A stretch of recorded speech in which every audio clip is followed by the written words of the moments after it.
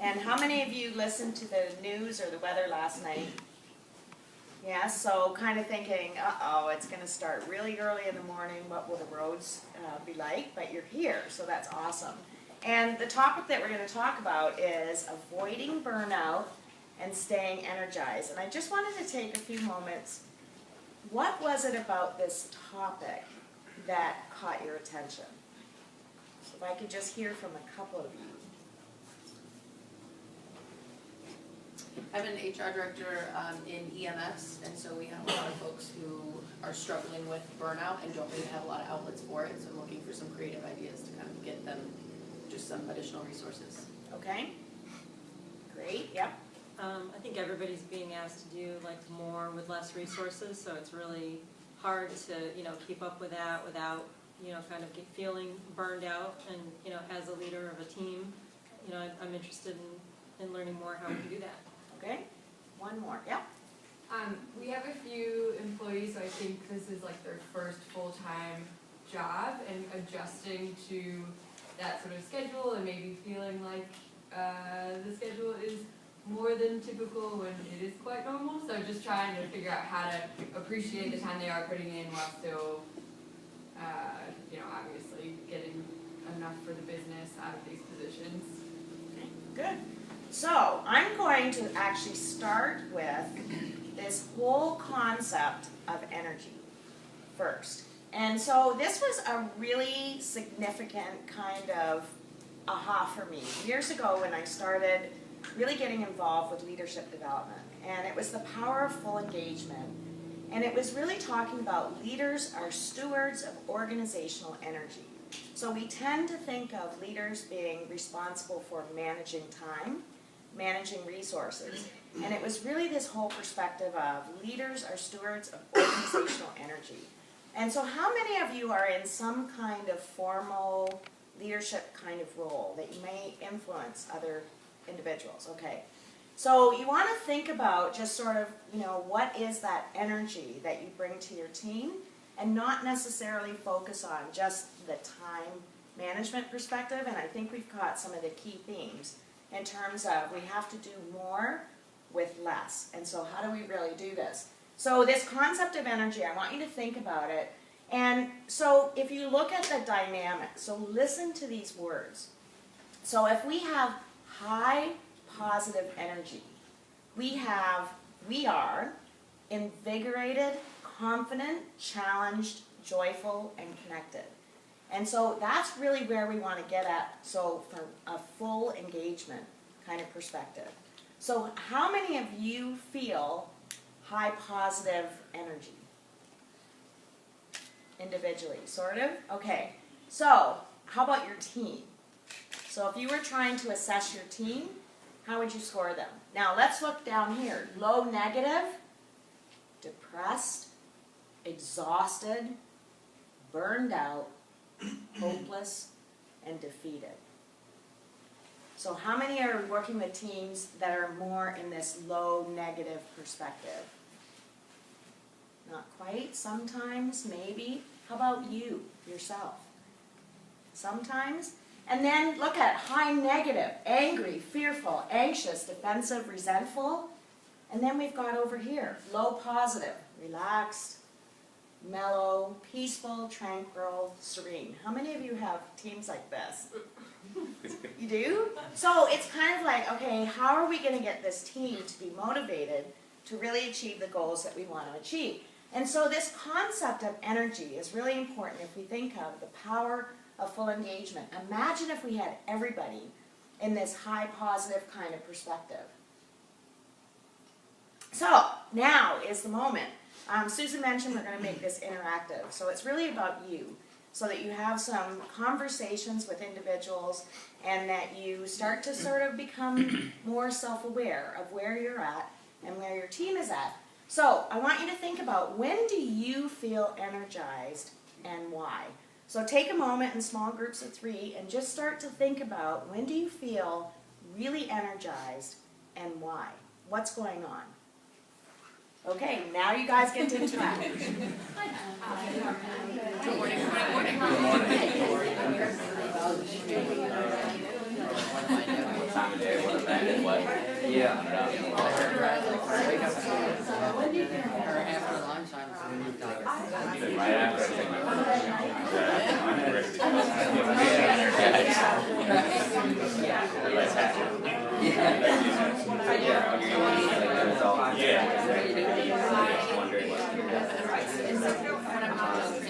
I've been thinking about that.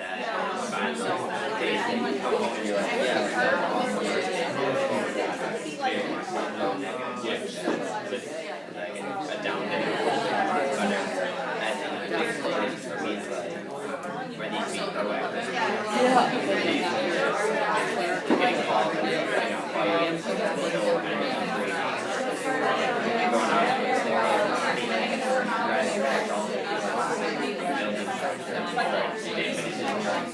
That's it.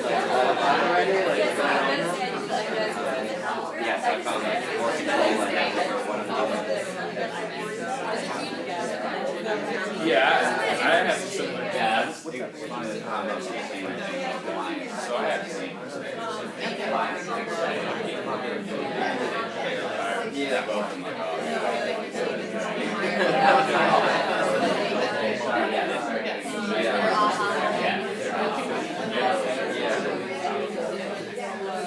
Yeah, because it takes way more energy to spin your wheels. Yeah, I was gonna say, we're not that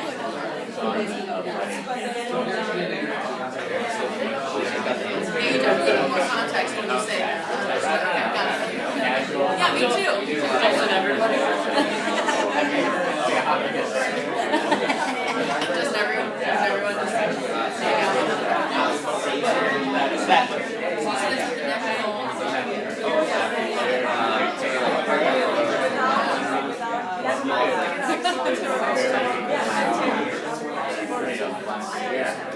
Do you actually fly? No, I'm flying.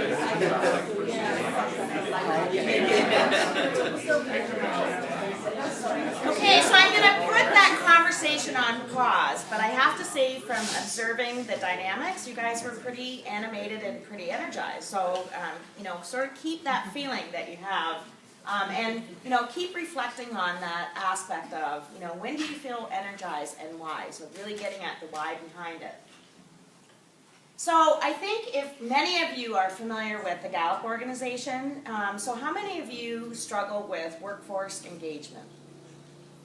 Right? So we kind of talk about energy, we talk about maybe burned out, we're not really sure what's going on. But for years, the Gallup organization has been really trying to help us understand how do we get at workforce engagement.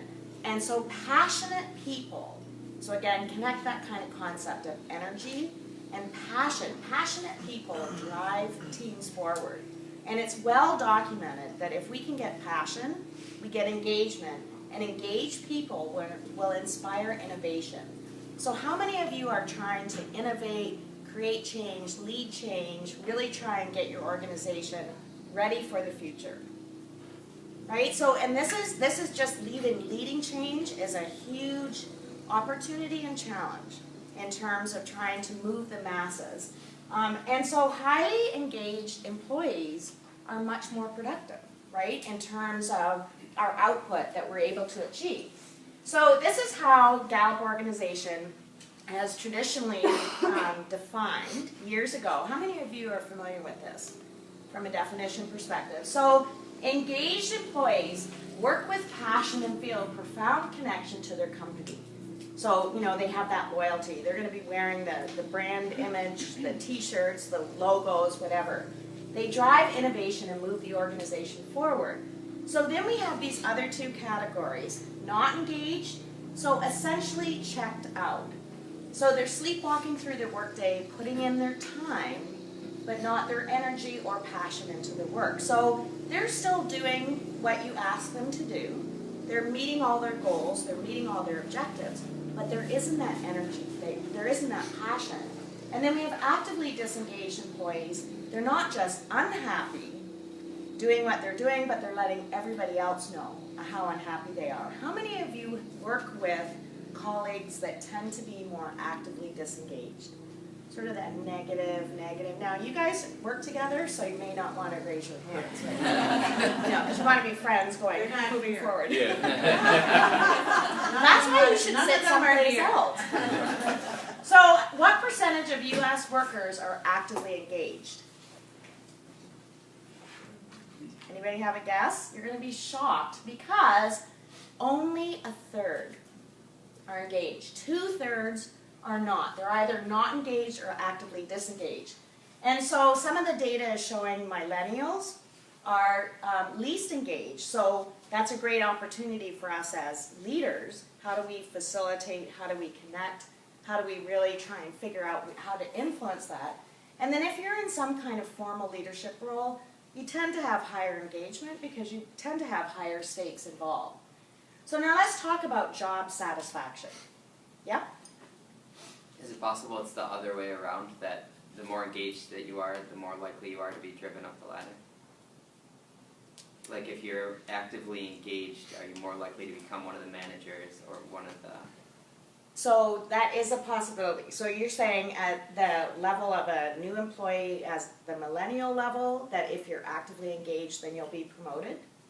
Yeah, well, you're saying that managers tended to be the most actively engaged, and I didn't know if that was like a self-fulfilling prophecy. If you're engaged, you're more likely to be a manager.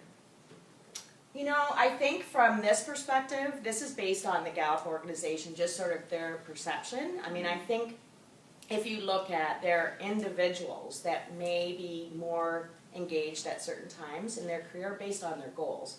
So, yeah, you could be correct in terms of your perceptions that, but I'm thinking what they're saying at this point, I mean, this slide, this conversation, if you look at right now, our workforce is so diverse, right? So we have 5 different generations that are working together. So that's another topic that we could talk about at any moment in time. You know, how do we start building those relationships and connections? And I think this is just from this perspective of looking at employee engagement. These are the themes that came out of Gallup organization. But anybody else have? This is Gallup, I'm very familiar with Gallup. This is a broader perspective. Right. Of what they're looking at. So you're not wrong in thinking that actively engaged associates would also be highly driven. This is a much broader perspective of what the US looks like. And I would say, you know, feedback for Susan and your team in terms of, we want to talk about diverse workforce and how do we engage and how do we work together, whatever. I mean, that's a huge topic that's obviously trending right now in a big way, so. And I think to speak to your point, as somebody, as you think about who do you want to promote into that next level, whatever that next level is, if you have a choice between an employee who is highly motivated and engaged and active and participating in things and another one who's just going through the motions, you want to promote that person who is highly engaged. So I do think to a certain degree it becomes that self-fulfilling prophecy of they're highly motivated, so they get promoted, so they're highly motivated, they get promoted, and then they become the people that are seen as highly motivated because they had to be to get there in the first place. Yeah. So I do think that you're right in saying that that's that same kind of theory. And I would argue, or at least have you think about this, there are some formal leaders, some formal managers that are not necessarily as engaged as the individuals that work with them. And so, you know, if you start to look at that relationship between the supervisor and the team, I mean, I think it's a great topic that we could dissect even more.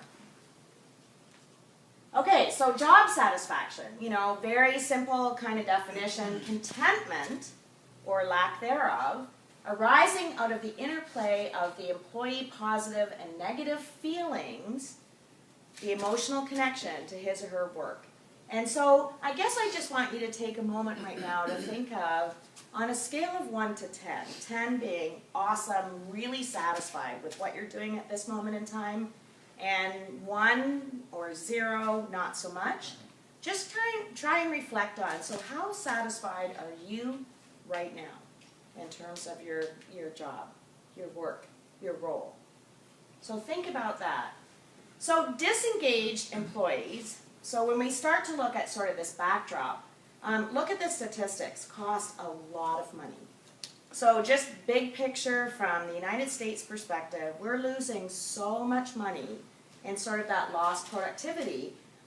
They can, you know, if you have individuals that are not engaged, there's lots of evidence to support You can be like that rock star, really engaged, really performing, but if you're surrounded by a team that's disengaged, you're naturally going to scale back on what you're doing. So it's not the other way. You can try and influence the rest of the team, but in group dynamics, sort of that data, will say that we just sort of dial things down. So it can undermine performance of others, higher turnover rates, that retention becomes more of a challenge, more sick days, more customer complaints. The business doesn't progress as fast or at all. And then it just really, this disengagement aspect can negatively impact our cultures within our organization. So can you recognize when your team is disengaged? So if you start to think of, if you're starting to think of your whole group and those categories, who are really actively engaged, who are actively disengaged, so you can start to see sort of what's going on. And what's really interesting is there's a connection possibly between disengagement and this thing called burnout. So, how engaged are you? Again, another little quick self-assessment, and then I'm going to give you guys a few minutes to kind of reflect with your team. So, are you willing to go above and beyond? Just naturally. Hey, yeah, I'll take that on. Are you motivated to really help the business to succeed? Are you mentoring and helping other team members? Just naturally. Not that it's in your job description, but it's just a natural kind of thing. Hey, yeah, I'm able to help you with that. And do you pitch in to help other departments? So take a few moments and do a quick little self-assessment based on this. How many things would you check? What are your behaviors? What do you tend to do? Just naturally. Okay, now you unpause the conversation.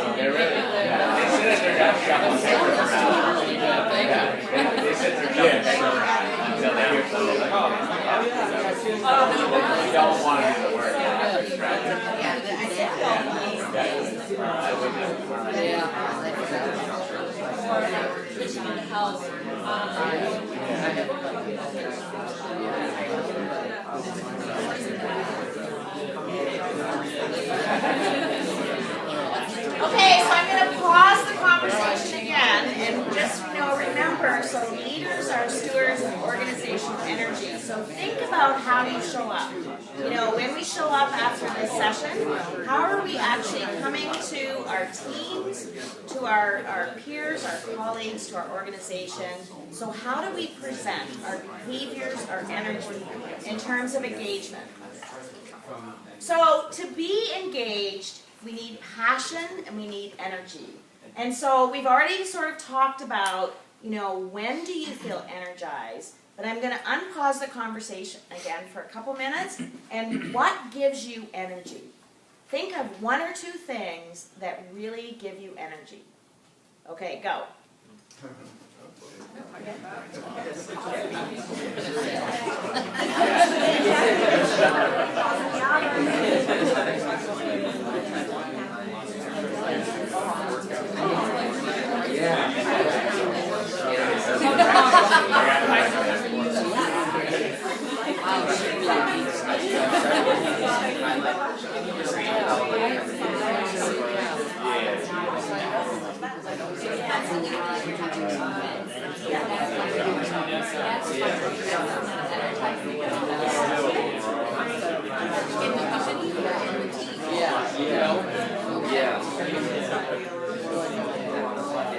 If I don't do this,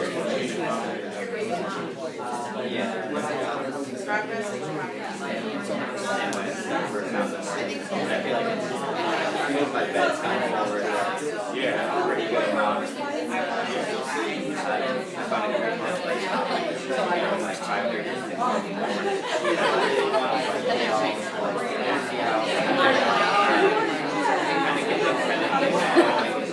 How was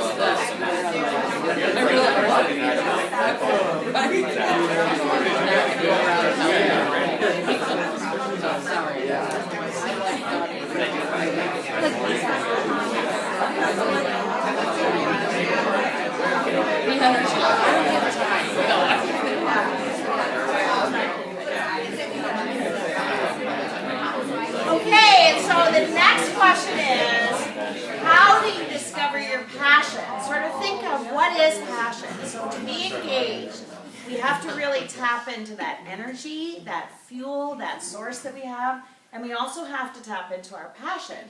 So kind of think about what is it, and how do you discover your passion? So take a few moments and just kind of talk about, think about, reflect upon That's this a thing tough called question. passion. Because we need energy and passion. I think that's a tough question. You do? Yeah. Why? I do. Okay. I would agree. Okay, so I'm not going to give you a second. I'm going to give you, I'm going to give you your whole drive home today, and all this weekend and all next month. So this is your homework assignment. Thank you for helping with that. Yeah. So when you say passion, is it passion toward your what you do at work, passion personal life, passion? Yes. Why does it have to be different? Right, all the things. Well, sometimes my passion is being with my friends and my family. Not necessarily that I don't want to be passionate at work, but it's a different energy with the people I can be me.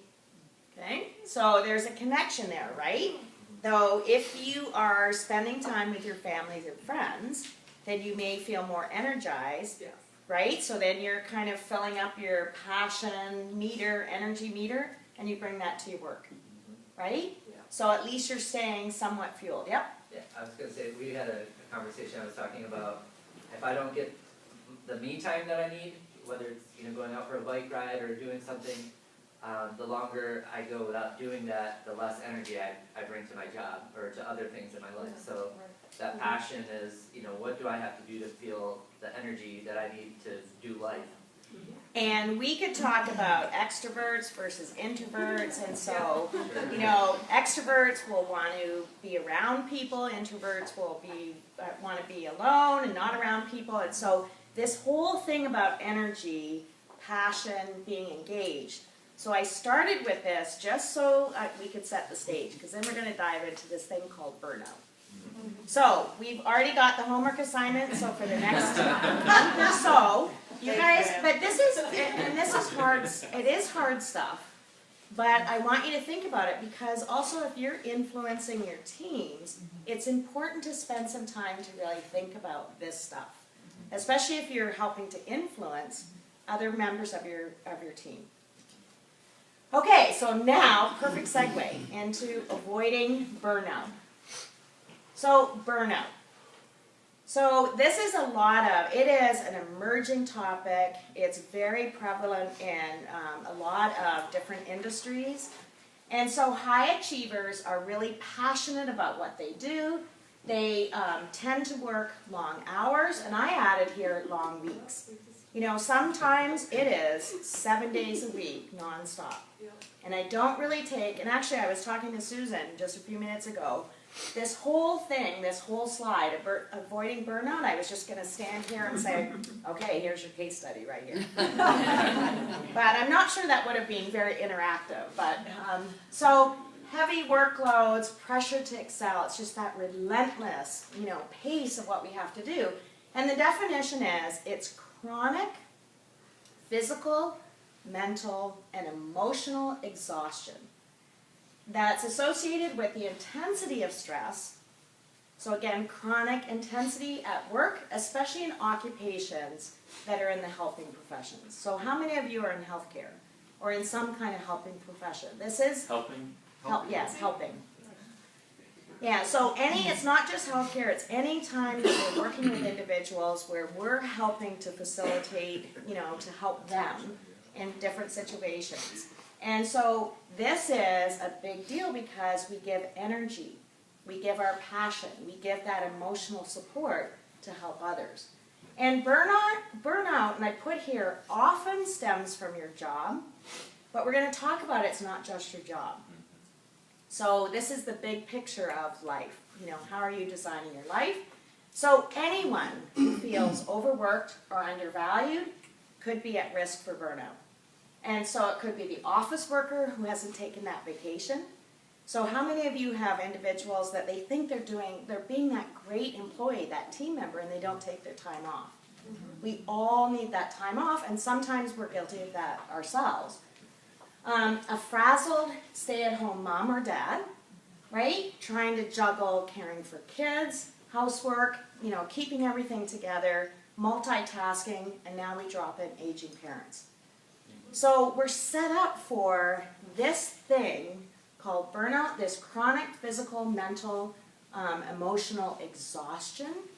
With juggling all this, we're set up for we've got to pay attention to this. So this is a quick self-assessment. And so again, sort of individually, I want you to sort of think about, you know, what would you check off? So, have you become cynical or critical at work? Just on edge, just a little bit more. Used to be able to be, you know, a little bit more neutral or maybe more passionate, more engaged.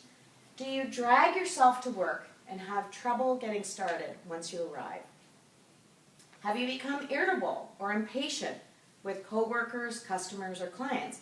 And I would even drop that in when you go home, right? Because we've got to take these same kinds of concepts to home, and it's not okay to our families if we put on our happy face at work and then we show up at home and some of these things apply. Do you lack the energy to be consistently productive? Okay, so think about this. A few more questions. Do you lack satisfaction from your achievements? So again, that connection with job satisfaction and burnout. Do you feel disillusioned about your job, your role, your responsibilities?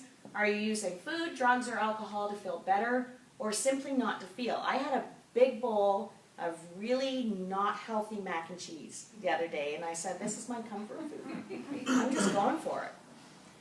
Have your sleep habits or appetite changed, and are you troubled by unexplained headaches, backaches, or other physical complaints? You just, in general, don't feel great, don't feel healthy. So again, these are sort of some hardcore questions related to really trying to assess, are you feeling or are you in that state or at risk for burnout? So these are the three factors according to the evidence. It's a state of chronic stress that leads to physical or emotional exhaustion, and I would add even mental. Cynicism and detachment, and reduced personal efficacy. So you just don't feel as effective, and you just don't feel like you have that sense of accomplishment. So again, according to the definition, this is what we're defining, this thing called burnout. And so the frequency, so there are lots of studies that are out there, and I thought this was interesting. This is one study that was done in 2010, and so of 487 responses, so it's about 20 people. So when you start thinking about the continuum, even though 20 might not seem big, it's big. In terms of if that's your workforce or your team, more frequently in females than males. So we could start to think of, they really can't turn in general. Maybe more of the females are supporting work and family, maybe more, but that's shifting. Roles and responsibilities are shifting. So highest depersonalization or cynicism, and again, this is just based on the evidence, was linked with the younger age group. And then emotional exhaustion and personal accomplishment is not really related to age or employment duration. So it's just, they're just these factors that are out there. So another way to look at it is, this was a study that just sort of looked at, and I actually made some handouts of this for you. And so it's just food for thought. You can start to think about just some of the questions, but these are the statistics. So you can use this for yourself, again as a self-assessment, because just becoming aware of what's going on is really important. And so I thought this was interesting. 25% of the respondents said, I feel run down and drained of physical or emotional energy. So we start to just, that physical, like just really dragging, not feeling that you have that, whatever it is, in order to show up and bring it to your team or to your work or to your life. Another one, 26%, I feel that I am achieving less. So not as much. I'm sort of, this could be this self-talk, negative self-talk. I'm not getting it. not that I'm failing, but I'm not getting the goalpost where I want to get to. And then again, these are all the questions here. So these are sort of the statistics. This is the range of these statements. And so if you're working with your team, I would suggest just start having a conversation. So where's everybody at? And maybe pick a few things to sort of touch base, check in with individuals. So again, this is, stress, burnout, kind of what's going on, what's the frequency of what's going on, some of the signs. So here it is. This is drilling down a little bit more. So signs of burnout, physical and emotional exhaustion. Again, I would put that mental because sometimes I will tell you, I used to love to read all the time, but I'm doing so much work that's requiring so much mental energy. I play Candy Crush. And that's just really, I travel a fair amount, and so I'm sitting on the plane, and how many of you play Candy Crush? Maybe you won't admit it, because I have publicly stated that, yes, I play Candy Crush, but, I'll get on an airplane, and I'll be sitting next to somebody and kind of hiding it, because I don't really want them to know that I'm doing that. But instead of my nice books that I would love to read, or, whatever, I'm doing something very simple, because that mental fatigue, I know, is related. But again, according to what's out there, they tend to highlight more physical and emotional exhaustion. So look at this: chronic fatigue, insomnia, forgetfulness, impaired concentration and attention. Now I know as we age, this starts to happen, but how many of you show up in a room and think, yeah, so why was I coming down here for, does anybody experience that? Some of you are just not going to admit that, but I know that happens. Physical symptoms, maybe you're just always sick. New thing that's happening, you go from one cold to the next cold, to the next cold, to the next cold. Loss of appetite, or that change in appetite, anxiety, depression, anger. Maybe you just don't, before you have a presentation or something that you normally, oh yeah, I've got this, no problem. There's just a little bit more self-doubt in terms of, wow, what am I thinking? Why am I doing this? Cynicism and detachment. So of the three, this is number 2, loss of enjoyment. So, really trying to go after that joy. And a couple years ago, I proclaimed my New Year's resolution was to feel joy. I could intellectually define what joy was supposed to be, but I really wanted to make sure that I started that quest to feel joy, and I'm still on that journey, I have to tell you, but, you know, loss of enjoyment, it has to be that inside out. So if you start talking about passion, energy, joy, so pessimism, isolation, so maybe you used to, you know, if you're an extrovert and you're not hanging out with people, just pay attention to that. And detachment, right? You're just not, oh, I'm just not going to go do that thing, or oh, I'm just not, no, I'm going to pass on that. So sort of pay attention. So a lot of this is behavior-based. The last one, reduce personal efficacy. So feelings of apathy and hopelessness. Doesn't sound as fun as passion and energy, does it? But, you know, link it to engagement, sort of what's going on in that whole process. Increased irritability, I can tell, and sometimes, like driving, it's like, you know, normally I'm pretty chill, like maybe today is going to be even that much more of a challenge, but, you know, you're just irritated because they're stopping at the stop sign, like they should, but maybe they should have just gone through it. Lack of productivity and poor performance, like your output is just not, even though you're trying and you're working those 7 days a week or 6 days a week or those really long hours, but the output is just not there. So I'm going to pause there for a second, and I'm going to just have you guys get back into your team and sort of reflect on this, because this is sort of hardcore stuff in terms of really defining what burnout is. And maybe start to think about, are you seeing some of these things? You know, according to the evidence, we have to have all three to really officially be in that state of burnout. But sort of talk about what you're feeling or what you're seeing within your team. Oh, I am. It's just in. I think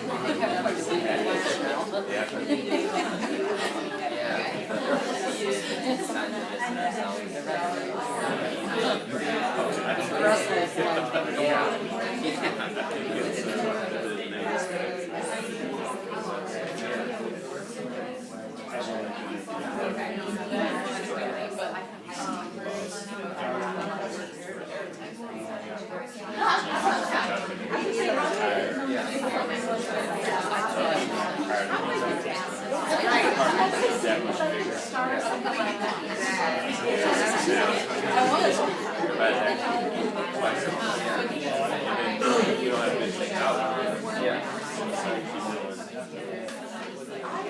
Doing more with your paper,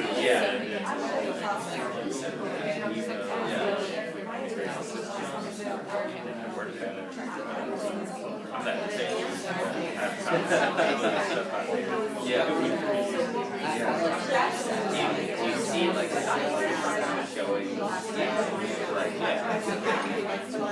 wish that it had all three.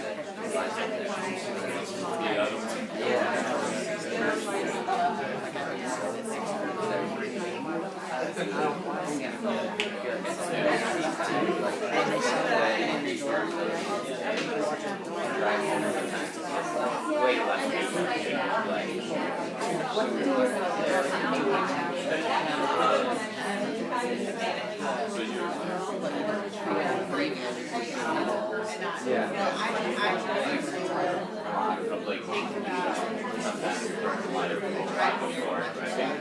in more cases than not.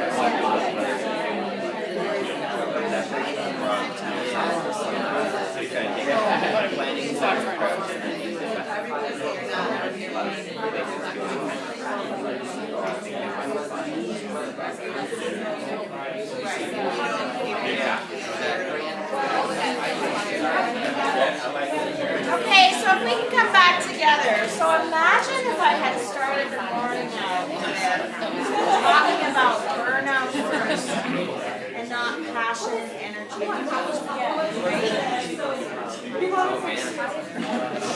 good groups. It's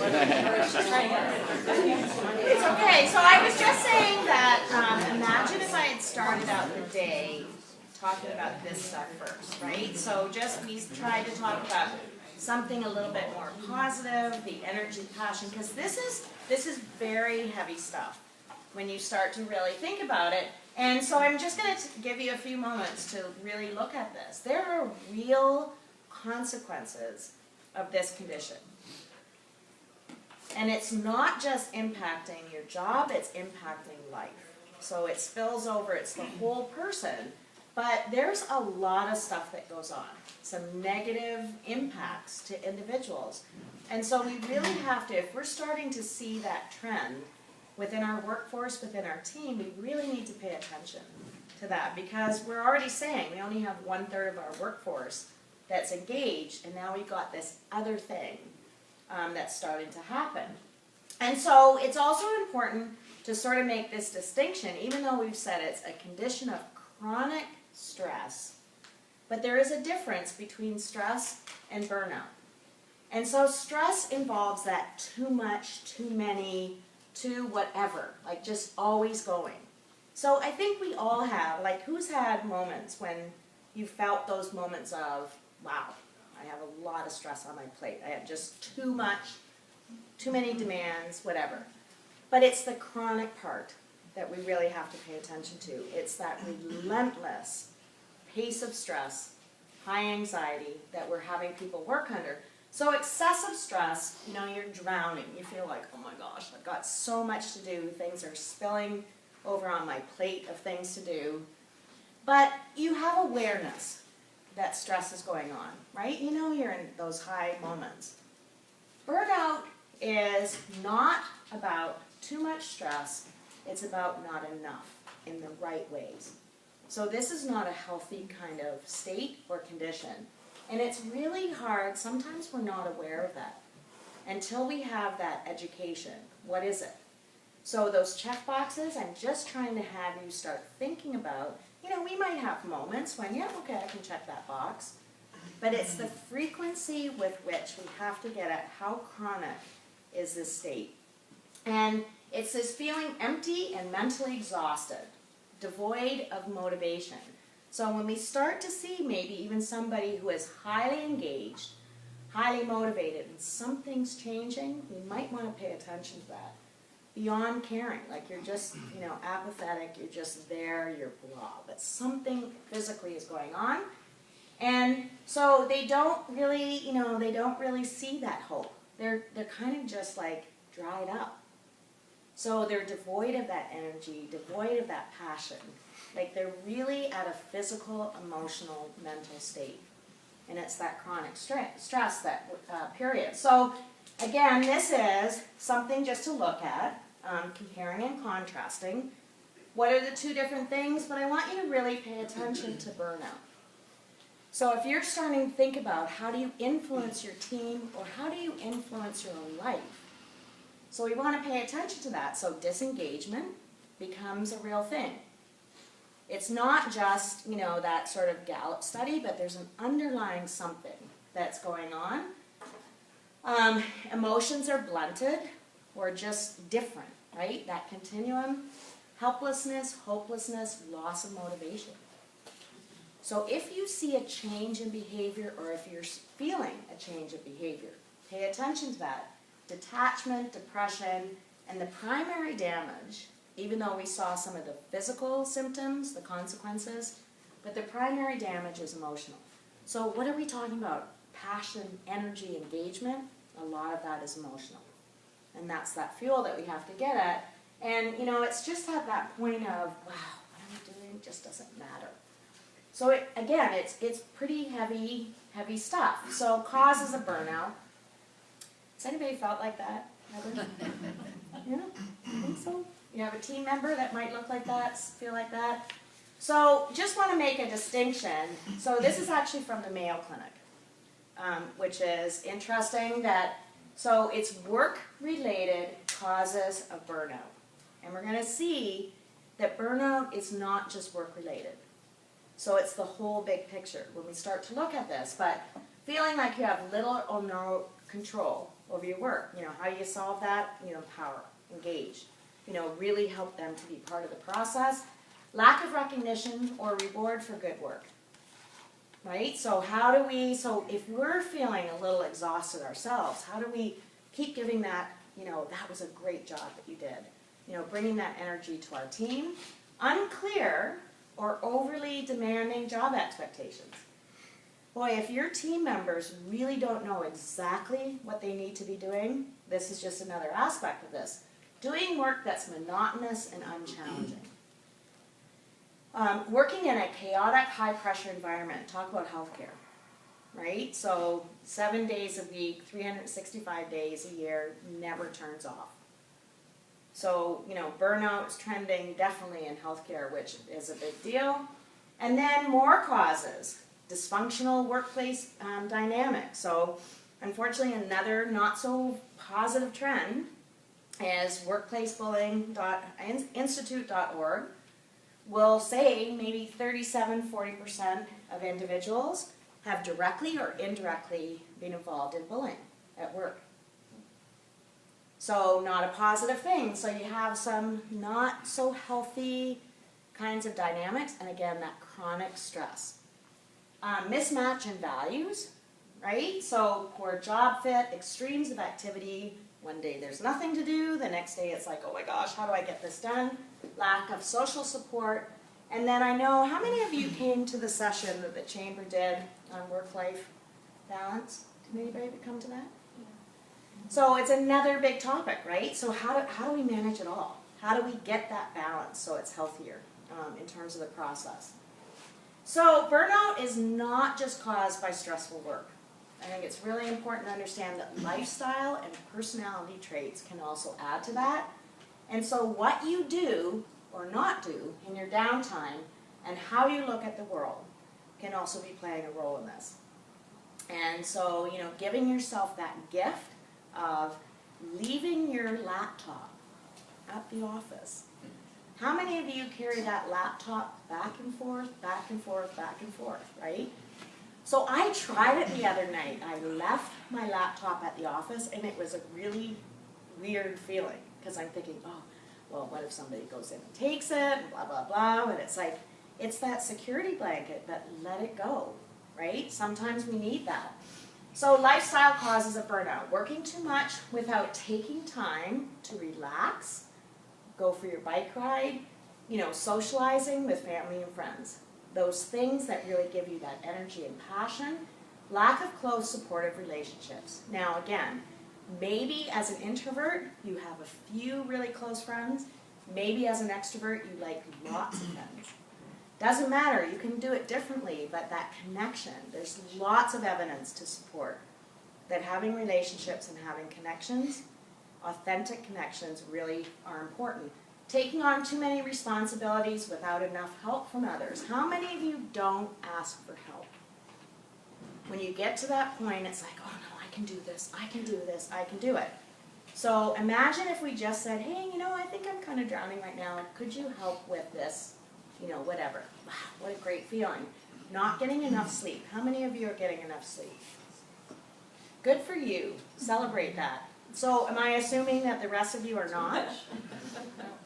Okay, so that's an opportunity for change. Okay, now let's talk about personality traits that can contribute to burnout. Perfectionist tendencies, or really wanting to be in control of that output. Never good enough. How many of you sometimes have that self-talk to say, no, this is good enough? Because it's a discipline, right? Instead of, oh, I could always do better. I could do more. I should have done that. So no, this is good enough, right? So pessimistic view of yourself or the world, that negative self-talk. And I have tried practicing that a lot. It's like, no, you've got this. You've got this. You've got this. Instead of, oh my gosh, I don't know if I'm going to do this. So it takes that intentionality. Need to be in control, reluctant to delegate to others. Again, this point of, not asking for help. High achieving, the old type A personality that we're just always going. We can do more, we can do more, we can do more.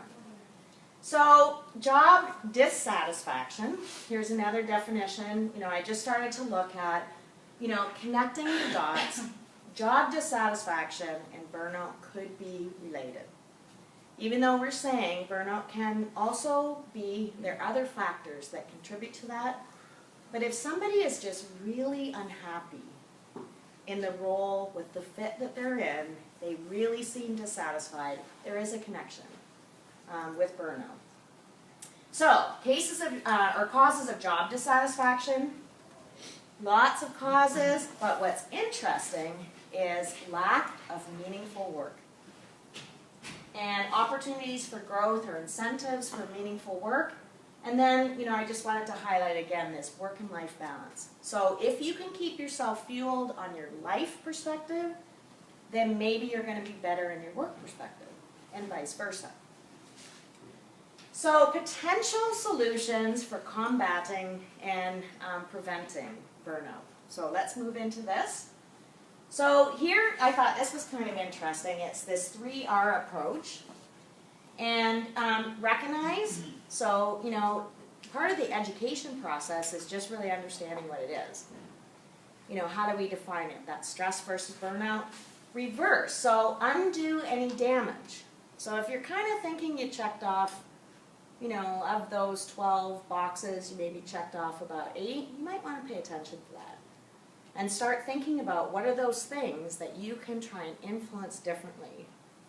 And then resilience. Build your resilience to stress by taking care of your physical, mental, and emotional health. So, the ways to handle job burnout is to take action. You really have to pay attention to it. It's a real thing. And, if you go back to that slide in terms of what are some of the consequences, they're real things. It's impacting health. Not just the health of an organization, but the health of individuals. And the health of yourself, if you're at that state. And so, certainly prevention. Proactively really trying to think of, wow, we're set up as an organization, given our relentless demands, that we could, maybe we don't have a lot of burnout right now, but we could start seeing more of this. So how are we going to take charge of that? And then manage the stressors that contribute to job burnout. So really try and think of those triggers, those things that we can control, those things we can compartmentalize, those things that we can negotiate, those things that we can then say, hey, I might need some help. Boy, that takes a lot of courage to say, you know what, I just can't fulfill all my commitments right now, I need some help. Evaluate your options. And years ago, I remember I was in a really, really, really tough situation. I had about 3 or 4 mentors that sat down with me and said, what are your options? And just start to think about, this is something that we have to try and work through and try and facilitate. Don't let it happen to us. We need to take action. Adjust your attitude. So what's your mindset? Another great topic. How many of you are familiar with this resource, Mindset? Carol Dweck, it could be another whole conversation if you're interested, but growth or fixed. Mindset. And so the science behind it, if you will, is do you see failure, challenges as an opportunity to learn and grow? Or do you see failure as, I'm the failure? And that's sort of the quick difference between that growth mindset or the fixed mindset. And then seek support, ask for help, which is really tough. Type A personalities have that hard time of saying, hey, I need a little bit of help. Assess your interests, skills, and passions. So again, your homework assignment, not letting you forget that. You're going to be really pondering that and thinking about that. Get some exercise. How many of you are getting enough exercise based on your goals per week? Okay, so congratulations. And for those who did not raise your hands, this is another great strategy to try and keep you healthy and then get some sleep. And I think we already talked about that. So developing resilience, another topic, another great sort of workplace culture, life kind of opportunity is, and it's really a personal journey. So what works for you might not work for somebody else. But really being aware, this is something we can build. We can build our skills, we can build our capacity to be more resilient. And so the American Psychological Association has a great resource, a pamphlet that's available. It is The Road to Resilience, and this is the definition. It's the process of adapting well in situations of adversity, trauma, tragedy, threats, or significant underlying, significant sources, that's add, of chronic stress.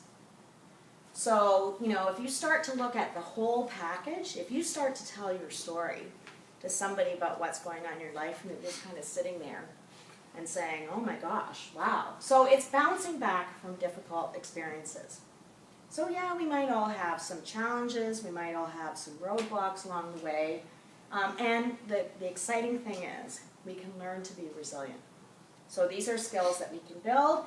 And so factors that can make somebody resilient is this positive attitude, optimism, the whole emotional intelligence aspect, so that we can regulate, self-regulate our own emotions, and then be able to see failure as a form of helpful feedback.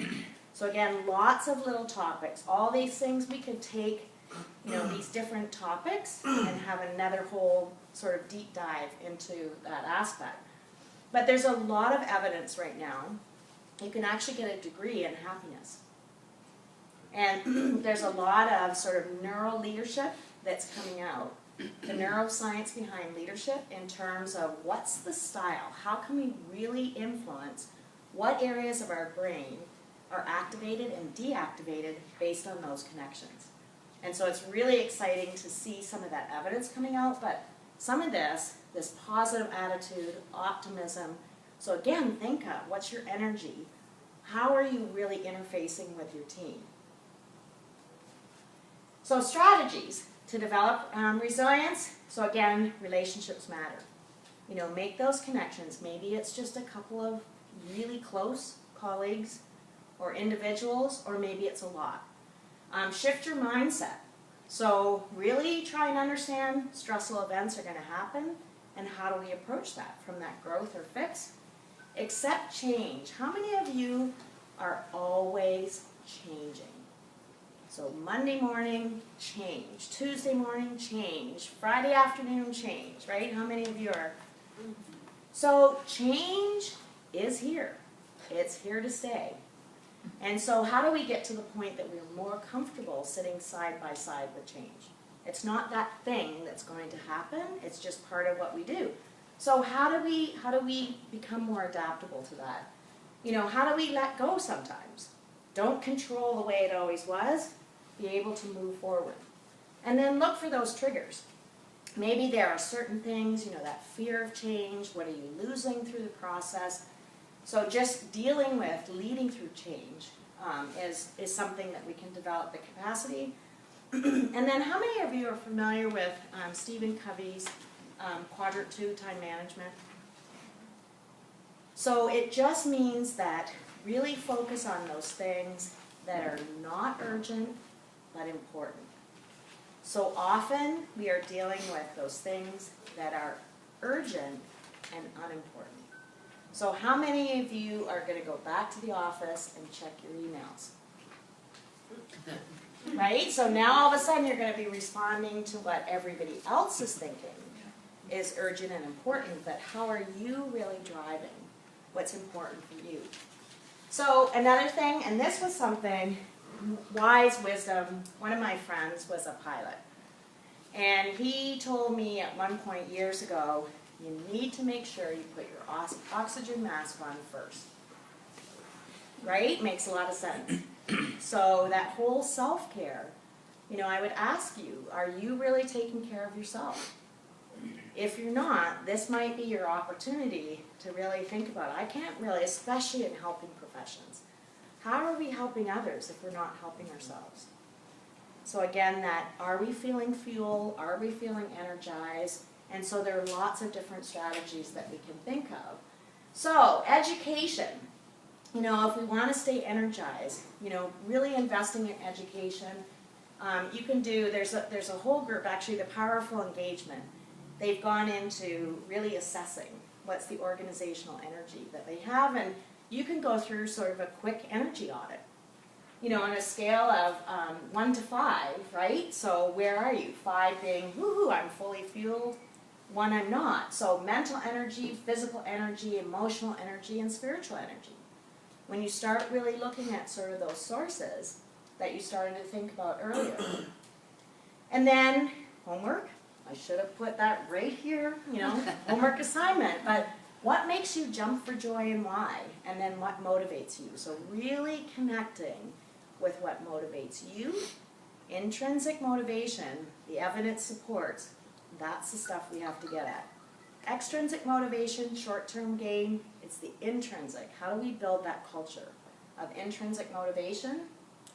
Prevention. So really, trying to think of, we might be heading in that direction. So how can we establish this? So motivation, if we're thinking about establishing a really good system for motivation, we need to figure out what motivates our team. Just because we think that's going to work, we've got to really connect with figuring out how do we tap into that intrinsic motivation. And then, I think this is, I put this picture of the elephant in the room. This is not happy stuff to talk about, right? But maybe you're starting to see, okay, there might be a little elephant or a really big elephant in terms of what we're dealing with. So start having the conversations, have the education opportunities, and try and figure out how to prevent. And then this is so cool. So this is the neat stuff that's coming out, is finding meaningful work. It's very powerful. And so there's this whole conversation about job crafting. Talk about empowering and really trying to tap into that intrinsic motivation, but it's ways in which employees can utilize opportunities of perspective to customize their own job. And so it's a powerful tool, this thing called job crafting, for re-energizing and reimagining. And so Harvard Business Review came out with this in 2010, sort of as a thing to think about. And at the time, they had polled 5,000 individuals, and only 45% polled were satisfied with their job, and that had gone down from 60%. So if you start looking at trending, what's the connection? Not being satisfied with your job could eventually lead to this thing, job dissatisfaction and burnout. So job crafting involves redefining your job to incorporate your motives, your strengths, and passions. So how do you really tap into that? For each individual, it's driven by the individual, which is so cool. They have to figure it out. It's not for you to figure it out. If you're working with a team, so you visualize your job, you map its elements, and you reorganize them so they fit better. Right? So maybe they're just not every day, not really into exactly what they're doing. They can add personal touches, so how they see and do their job. And what happens is they gain greater sense of control. So what did we say earlier? A cause of burnout is lack of control. So this is just one strategy that could be really neat. And so there's, if you access the Harvard Business Review article, it talks about these are the 3 ways in which an individual can job craft, which is pretty neat. If you have a job it's really highly regulated, there's not the ability to add personal touches, there's not an ability to reorganize the elements of their job. You have to do 1, 2, 3, just like 1, 2, 3, each and every time. You can't do that, then how do you help job But maybe you do 3, 2, 1. Maybe you do 2, 1, 3. Maybe, so this may take, so that's a great example of where this might be more challenging to try and figure out, but maybe they take on 4. Maybe if they did 3, 2, 1, they're more efficient and they could take on, I'd love to do number 4. Right? So by adding that number 4 could just really help them to see and do and feel in a different way. So I'm not saying it's easy, right? So I'm not saying you don't check off all the things that you have to do, but it's really empowering them so they have more control to influence what they're doing. I think maybe on that point, adding kind of the positive attitude or little things throughout your day that you gain enjoyment from, or other people might be able to pick up on and be like, it does that one little thing, like, I don't know if you really enjoy coffee, have some special coffee or any type of individual thing that kind of re-energizes you throughout the day. you can, I mean, you might have to do this task, but your perception of how you're completing those really, I think, is pretty powerful. I would agree with that. 'Cause Which gets I at that. came from a highly regulated area where they had to do 1, 2, 3. You can't, there was no 4, there was no 2, 3, 1. Right. It was 1, 2, 3. So it was about innovation on how do you make that process. What are other things that you can add into that to, like you were talking about, to make it enjoyable, to add that passion into what you are doing when you have to do 1, 2, 3. So again, the expectations are very clear. These have to get done, but it's allowing that conversation to say, does it have to be done in that exact order? Or, you know, again, it's really trying to be innovative and think at very differently in terms of how you approach that. And so again, the evidence is saying just this thing called job crafting can really have an impact. And I'm gonna ask the question, maybe we need to craft our lives. You know, life crafting, if we start to think about it, it's not just work-related causes of burnout. It can be some of these other factors. And so how do we take this and really start to think more from that big picture perspective? So there are tools. So there's actually an official burnout inventory that was created years ago. If you go to Mind Garden, there is a cost associated with the tools, but I think, you know, depending on how big your team is or whatever, it's fairly reasonable. And so it is an evidence-based tool that's out there that you can use maybe individually or collectively to just sort of get an understanding of where you're at, and a lot of different industries that they've looked at and tried to customize it more towards the industry. And so here are some takeaways that I would say is, you know, I think that self-awareness in education, so kudos to all of you for being here to talk about this thing called burnout and really trying to understand, so what is it? You know, putting it into that definitional kind of perspective. How can we prevent it? Understanding that it does exist, we're trending in that way, it has huge impact, consequences, individually, collectively. So how can we prevent it? You know, that whole energy audit, it's just a different way to frame it. Check in, where are people at in terms of their energy, passion? How do we, if we can tap into that, define it, find it, how can we use that, leverage that? Job crafting or life crafting, you know, be really purposeful. In terms of some of the things, you know, saying no. How you say no is important.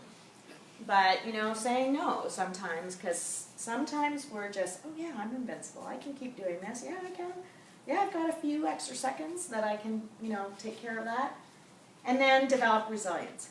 So really intentionally looking at things like failure, looking at things like trauma, stress, really helping people to develop that mindset that they can start seeing failure as that opportunity for growth and learning.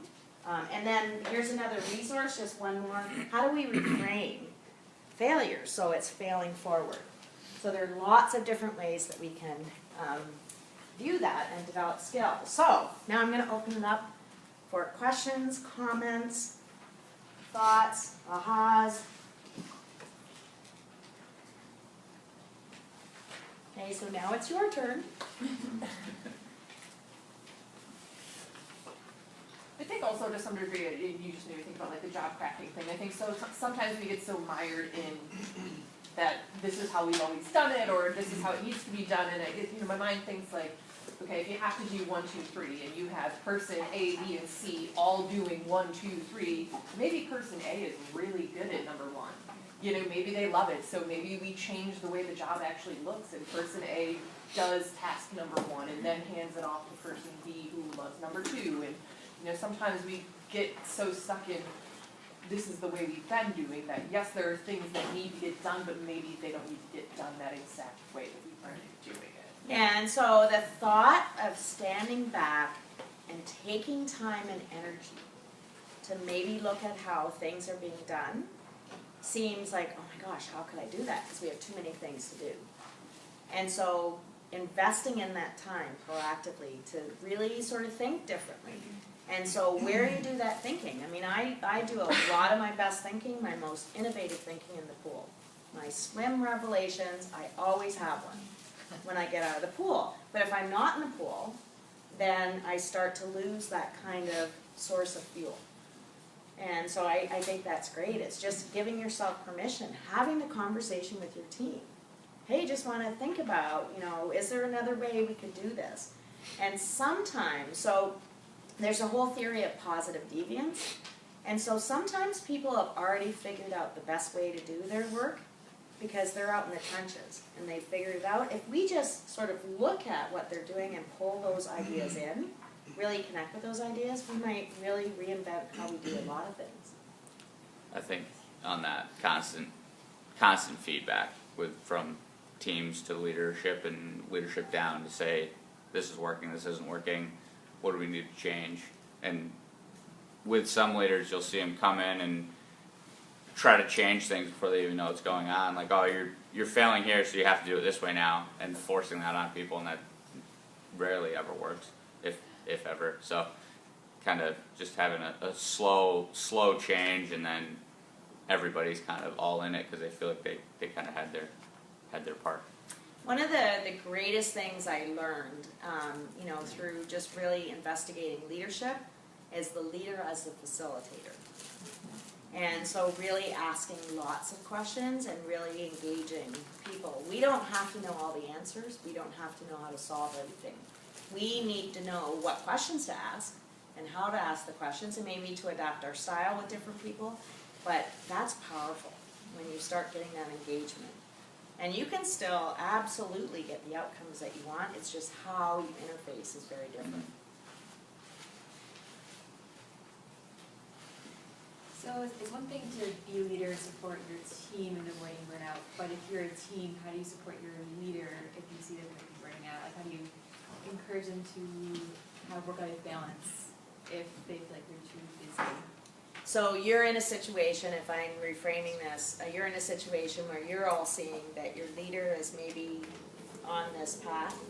Well, I think that happens a lot at small organizations, so I know I've gotten better work-life balance habits over time, so now that I've seen how it works, how do you kind of convince the people that taking that walk during lunch is sometimes more productive than staying at your desk for the entire 8 hours? So I think the thing is, so it's behavioral change, and it's intentional behavioral change. And so even the example of leave your laptop at the office. Like if you have an event that you're going to with your family or whatever, and I found that, I'm bringing my laptop home and I'm like, I'm not going to even look at this. Why am I carrying this?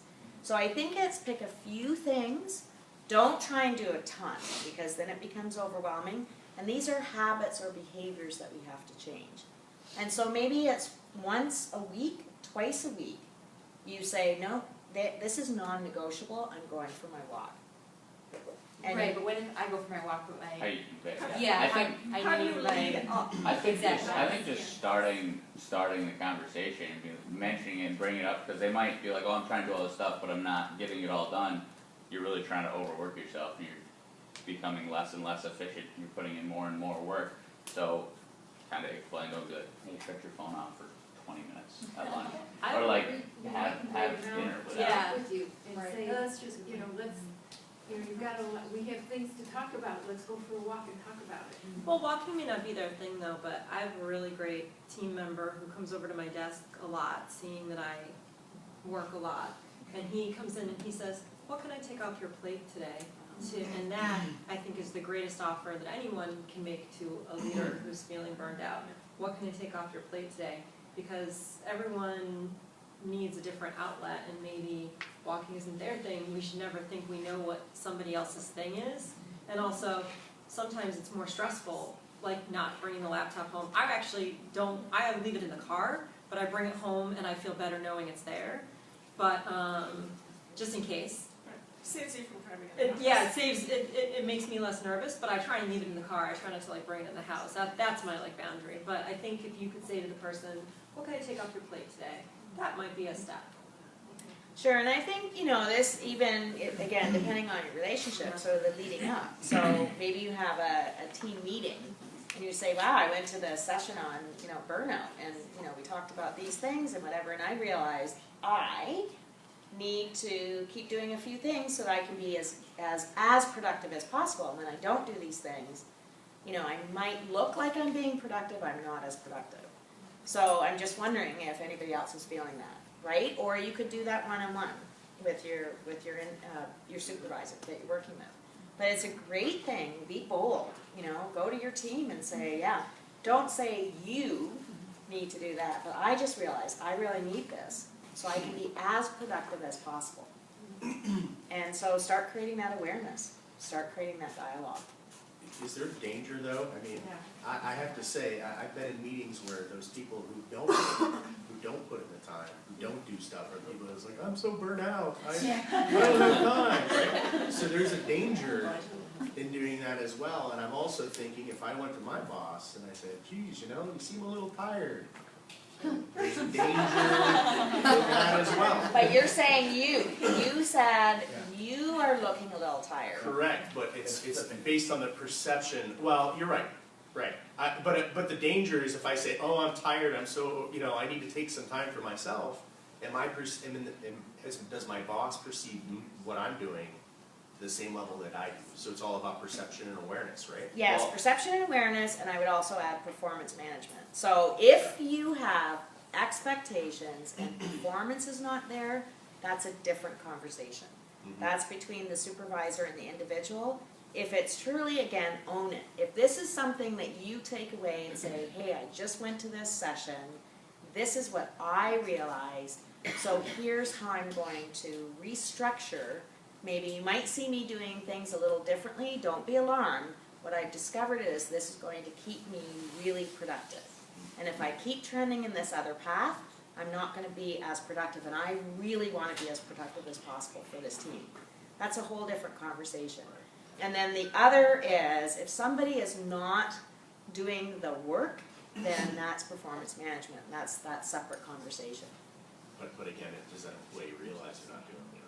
Well, so then Yeah, if, people that's who feel up like to they're the doing it. Right. I'm keeping this team together, I'm doing this, and in your head you're like, geez, what do you do for 8 hours a day? well, so again, then that's the coaching, how do you have Right. those tougher conversations in terms of performance management and, you know, and really clarifying expectations and then what's the output, so. I see the subtle nonverbal communication. Thank you so much. This is what we try to do with bizExchange Professional Development. We scratch the surface, and if you want to dig deeper, we ask that you talk offline, try to get more, if there's some things that you can't bring up here because you're with coworkers, we totally understand. So take the time out to dig deeper. Thank you, Jennifer, for the presentation. Thank you, 5-Star Bank, for sponsoring this series. Just some upcoming events. Please go to GreaterRochesterChamber.com to see what we have coming up. Tomorrow we have a spotlight tour at Magic Hour.